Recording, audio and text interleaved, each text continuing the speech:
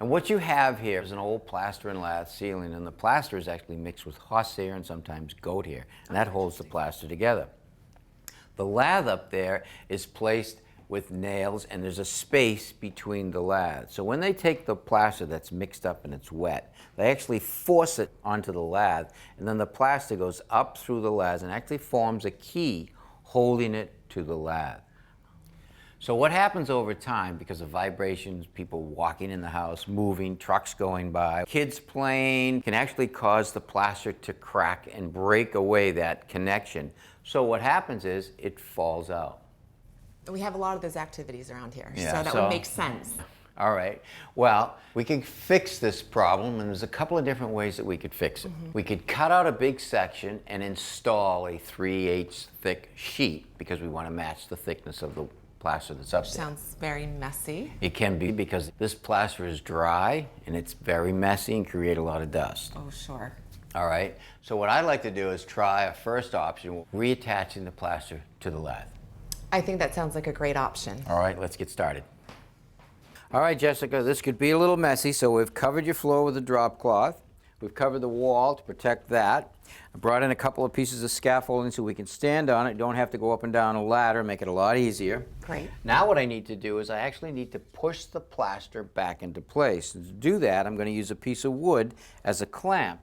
I'm going to screw it into some structure, and hopefully that will push it back up. Hopefully.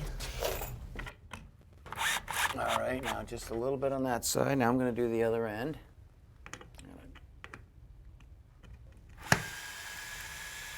I'm using 3-inch screws to attach the 1x3 strapping to the structure above the plaster ceiling. Get another piece here.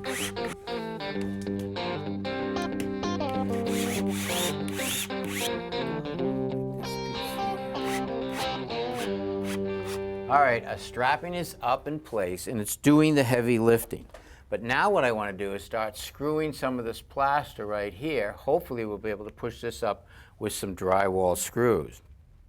But if I use just a drywall screw, the head is very small. So when I go through the plaster, it will break through it. So I'm going to add a washer to the drywall screw.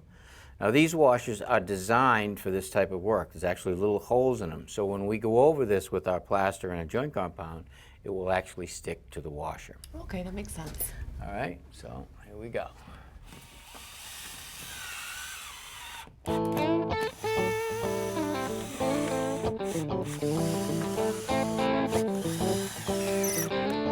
All right, now what I want to do is take the strapping down to see how the screws and washers held up. Okay, so now let's see what's going on here.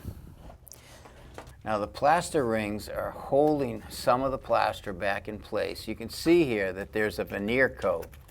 This veneer coat is over the base coat. All right. Now right here, some of the base coat is really loose, and you can actually see the hair in the plaster. You can actually see the lath. This section right here isn't worth saving, so we'll put a small piece of drywall in here. All right, as you can see, we weren't able to save all of the plaster, but we were able to save around the perimeter using those plaster rings and screws. So I cut out the center section that crumbled away. It's a lot easier to cut the hole to fit the patch than cut the patch to fit the hole. And the patch is made of 3/8 drywall, the thickness of the plaster on the ceiling. Perfect. I'll attach it with some 1 5/8 drywall screws. All right, that's good on this section. Now we have the same issue over here. Patch is a little bit bigger, but let's attack it the same way.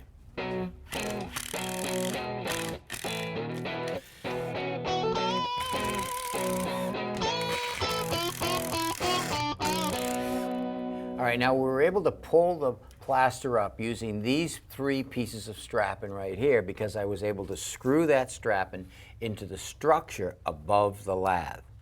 There isn't any structure right here, so what I need to do is push this part of the plaster up. To do that, I've screwed a piece of strapping to the ones that are into the ceiling. Now I'm going to take a filler strip, put it in here, like that. Another one over here, and now when I tighten up these screws, it should pull the plaster up.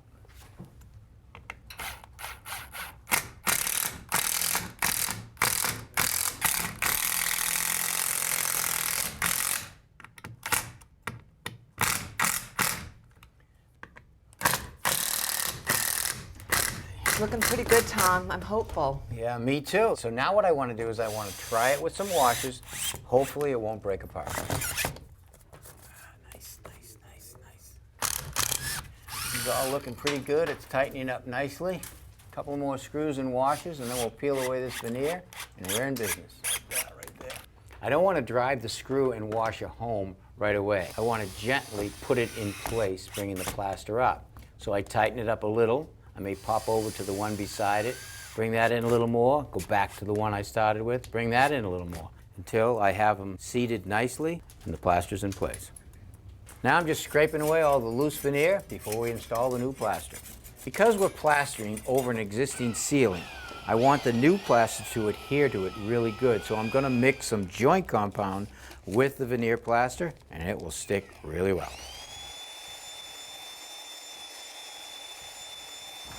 Okay, you ready? Now if you want to hold the bucket on an angle like that, and I'll take the plaster out. Absolutely.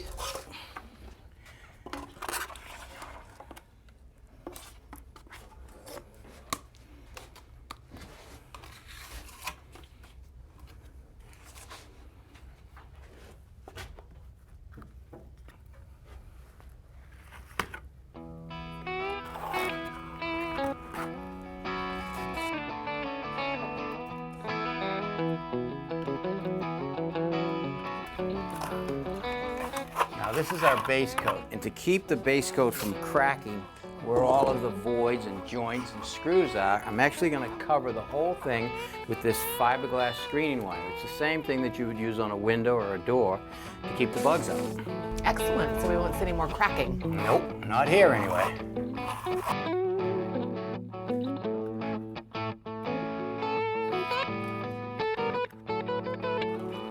After about 45 minutes, the base coat sets up. I apply a second and final coat to the ceiling, making sure to fill in all the voids. To finish off the job, I use a felt pad to blend in the high spots and smooth out the ceiling. All right, Jessica, we're all cleaned up. What do you think? I think it looks fantastic.